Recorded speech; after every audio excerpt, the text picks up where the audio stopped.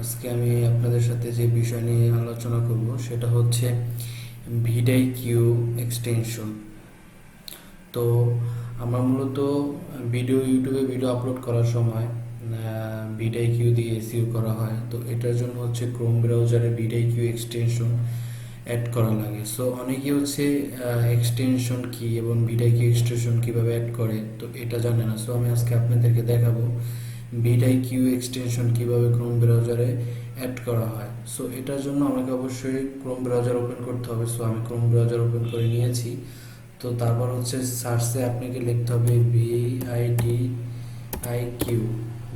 লিখলেই হচ্ছে আপনাকে Google vidIQ space extension suggest করবে।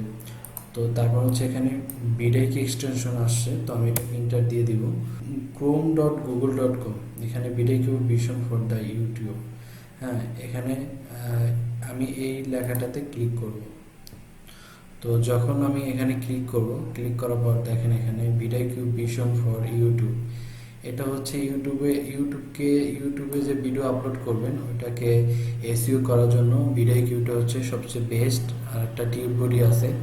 তো আমি আজকে দেখাবো vidIQ এক্সটেনশন। তো এটা আসার পরে হচ্ছে এখানে অ্যাড ক্রোম, দেখেন এখানে অ্যাড ক্রোমে ক্লিক করতে হবে। তো ক্লিক করার পর এখানে পপ আপ মেনু আসবে। তো পপ আপ মেনু আসার পর অ্যাড এক্সটেনশনে ক্লিক করতে হবে।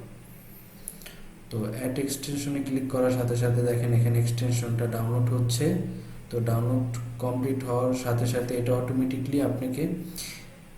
অটোমেটিক কনফিগারেশন হয়ে যাবে।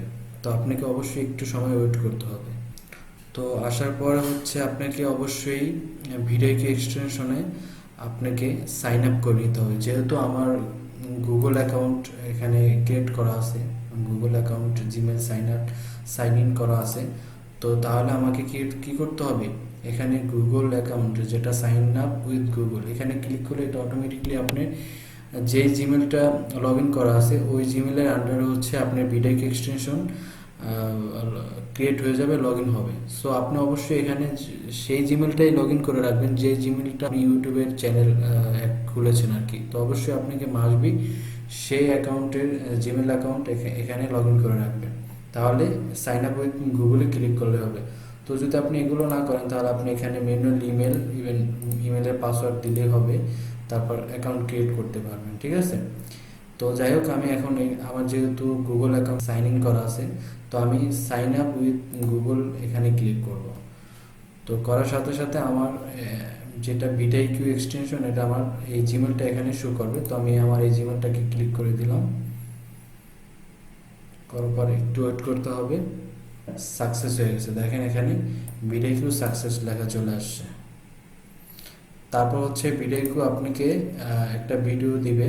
তো কিভাবে আপনাকে important next step after institution vidIQ institution করার পর আফটার মানে পরবর্তীতে আপনাকে কোন স্টেপগুলো নিতে হবে বা কী করতে হবে এটার জন্য একটা vidIQ আপনাকে একটা ইউটিউব ভিডিও দিয়েছে। তো সবাই ট্রাই করবেন এই ভিডিওটা ফুল দেখার জন্য। ঠিক আছে।